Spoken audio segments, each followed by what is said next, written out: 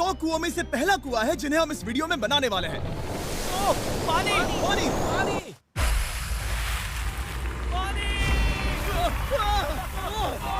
आपने अभी अभी केन्या के एक छोटे से गांव को पीने के पानी का अनलिमिटेड सप्लाई मिलते हुए देखा, वो भी सिर्फ 1 सेकंड में। अभी एक कुआं बना है और 99 बाकी हैं। आपको ये वीडियो बहुत पसंद आएगा। इन 100 कुओं को मिलाकर 5 लाख से ज्यादा लोगों को पीने का ताज़ा पानी मिलने वाला है। केन्या की इस साइट पर कुछ कुएं बनाने के बाद हम नाइरीरी स्कूल सिस्टम के साउथ में गए और कह सकते हैं कि उन्हें हमसे मिलकर बहुत खुशी हुई। क्या हाल है?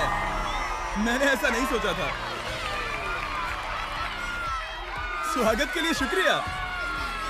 समझ नहीं आता कैसे रिएक्ट करूं। बहुत बहुत शुक्रिया दोस्तों। हमारे आने पर इस गांव ने हमारा जोरों से स्वागत किया और नोलन इसमें थोड़ा खो गया। नोलन जैसा अजीब इंसान मैंने कभी नहीं देखा और ये मेरी गलती नहीं है।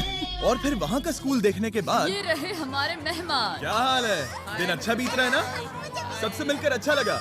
एक टीचर ने मुझे दिखाया कि स्टूडेंट्स कहाँ से पानी पीते हैं, जो कि एक बहुत ही अनसेफ नदी से आ रहा था।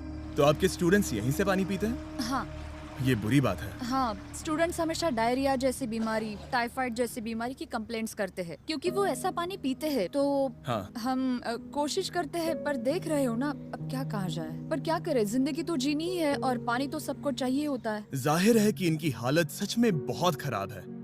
असुरक्षित पानी पीने से इन बच्चों की जिंदगी बहुत कम होती जा रही है, पर कम से कम इस गांव की मदद करने की हम पूरी कोशिश करने वाले हैं।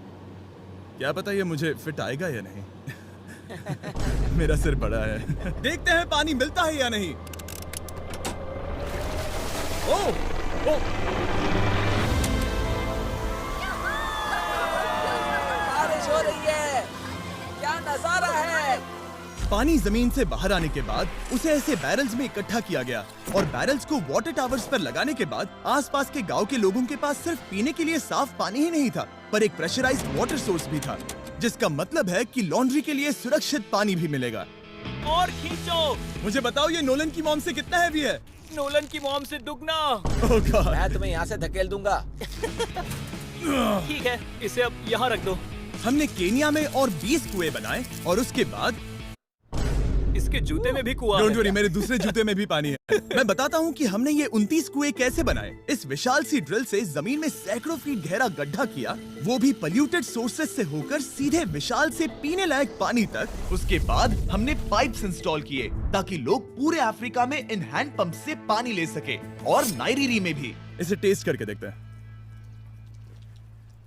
पानी जैसा है। मुझे इस 5 गैलन ड्रम को भरने के लिए 5 मिनट लगे। इससे एक दिन में कितना पानी मिल सकता है? 3600 गैलन एक दिन में। ये ना केवल स्कूल के 400 बच्चों को कवर करेगा, बल्कि स्कूल के आसपास के गांव वाले भी इसका अच्छे से इस्तेमाल कर सकते हैं। पानी के लिए शुक्रिया आपका। कोई बात नहीं। ये पंप नॉन स्टॉप 30 सालों तक चल सकता है।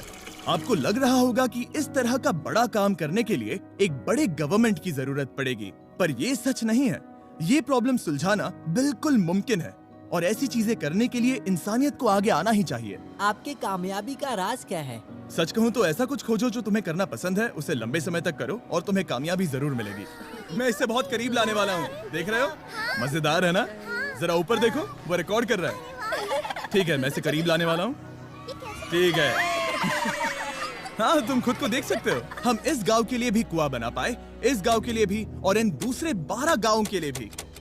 और जब हम ये पंप्स लगा रहे थे, तब हमने यहाँ के एक स्कूल को नए कंप्यूटर से अपग्रेड भी कर दिया। बच्चों को ये कैसा लगा? उन्हें शुक्रिया, सच में उन्हें ये बहुत पसंद पसंद आया। खुशी है कि सब ठीक से हो गया। हमने क्लासरूम्स में नया फर्नीचर भी लगाया, उसके साथ कुछ शेल्व्स नई बुक्स के साथ, और सभी स्टूडेंट्स को एक फुटबॉल भी दिया। Thank you mister beast, thank you. यहाँ तक कि सभी क्लासरूम्स में नए व्हाइट बोर्ड्स और प्रोजेक्टर्स भी लगाए। आप सबको ये प्रोजेक्टर पसंद आया? हम चौक का इस्तेमाल कर रहे थे जिससे बहुत डस्ट होता था, लेकिन आज सब कुछ साफ है। हमें इस बात की खुशी है। कोई बात नहीं, इतना तो कर ही सकते हैं। पर जब हम 45वें कुएं की साइट पर गए, तब एहसास हुआ कि वहाँ का हाल और भी बुरा है। जब भी उन्हें पानी की जरूरत पड़ती थी, तब उन्हें जंगल से 1 मील खतरनाक रास्ता तय करके जाना पड़ता था, जो एक विशाल सी पहाड़ी से जाता है। मैं जल्दी उठता हूँ, लगभग सुबह 4 बजे, ताकि मैं स्कूल के लिए पानी ला सकूँ। यहाँ से पानी निकालना सेफ नहीं है। ये जगह बहुत स्लिपरी है, जिससे किसी को चोट लग सकती है। हमने उनके कुएं पर काम करना शुरू किया, तब उन्होंने मुझे दिखाया कि वो पानी कहाँ से निकालते थे। आपको दिन में ऐसे कितने चक्कर लगाने पड़ते हैं? 2 बार। दिन में 2 बार? ओह वाह, तो एक आम स्टूडेंट ऐसा ही कुछ ले जाता है? ओह गॉड, अगर 200 स्टूडेंट्स ऐसा रोज करते हैं तो ये कितना मुश्किल होगा? बहुत मुश्किल हो सकता है। ओह गॉड, ये ढलान तो बहुत बड़ी है। अरे यार, ये ढलान तो रुकने का नाम ही नहीं ले रही। हर रोज मैं सच में दंग रह गया कि ये चढ़ाई कितनी मुश्किल थी। ये सब इतना कुछ करते हैं ताकि वो यहाँ तक पहुँच सके, जहाँ इन्हें साफ पीने का पानी मिल सके। आमतौर पर आप पानी यहीं से लेते हो? हाँ। और पानी भरने के बाद ये जग्स लगभग 18 किलो तक हो जाते हैं, जो इन बच्चों के लिए पहाड़ियों से ले जाने के लिए बहुत मुश्किल है। लेडीज आराम से ये 2 उठा सकती ओह, हैं। तो मैं अभी जरूर ले जा पाऊंगा। और एक बार हमने जग्स भर लिए, उसके बाद वक्त था वापस ऊपर जाने का। जल्दी करो, चलते हैं। इससे तो पसीना भी नहीं आ रहा है। मैं ले लूंगा। और अब घंटों तक असुरक्षित पानी को इकट्ठा करने के बजाय उनका नया पंप स्कूल के बस 10 फीट दूर था। तो अब ये यहाँ से पानी ले सकते हैं। बहुत थक गया। और फिर हम गए हमारे अगले गांव में, जहां हमने बनाया हमारा 46वां कुआं। पर हमें एक प्रॉब्लम से गुजरना पड़ा। हमने देखा कि ये गांव आधे से बटा हुआ है, वो भी इस खतरनाक सी नदी से। ये अभी इतनी खतरनाक नहीं लगेगी, पर जब बारिश का मौसम आता है, पानी ऊपर तक आकर इस पुल को पूरी तरह से निगल लेता है।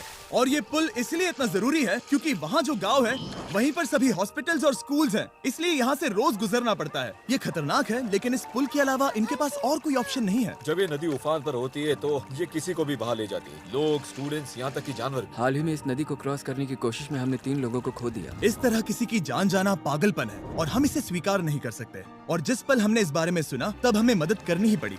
तो पंप तक जाने वाले पुल को जब हमने ठीक करना शुरू किया, तब हमने केन्या से 2000 मील दूर जिम्बाब्वे देश का भी सफर तय किया। अफ्रीका में आए 1 हफ्ते से ज्यादा हो गया है और अब भी कई पंप्स लगाने बाकी है। तुम में से बदबू आ रही पर है। मैंने सुबह ही शावर लिया था। बात होते ही मैं हाथ नीचे ले लूंगा।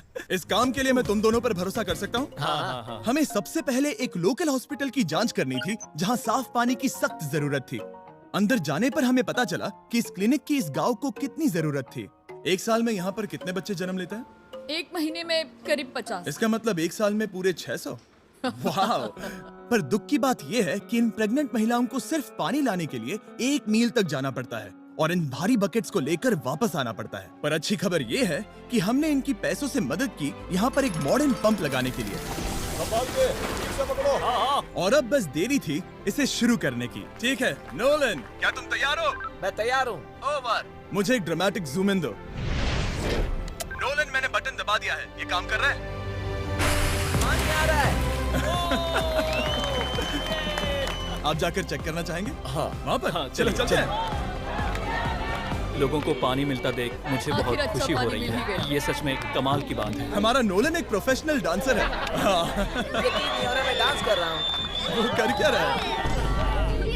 ओह गॉड, सॉरी, मैं नहीं चाहता कि आप इसे और देखें। साफ पानी मिले ये पक्का करने के अलावा इस गांव में बहुत से स्टूडेंट्स को ट्रांसपोर्टेशन की भी दिक्कत थी, तो हमने इन सबको नई साइकिल्स देने का फैसला किया।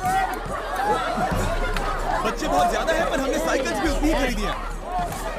सच बताऊं तो मुझे साइकिल चलाना नहीं आता। जिमी को सिर्फ साइकिल देना आता है। कभी इसे चलाना नहीं सीखा। तो चलो हम एक रेस लगाते हैं। 3, 2, 1, गो! ओह माय गॉड, सभी मुझसे आगे जा रहे हैं। संभल के, मुझे चलाना नहीं आता, किसी को उड़ाना नहीं चाहता। तुम इसे चलाओगे? ठीक है, जाओ चलाओ। ओके।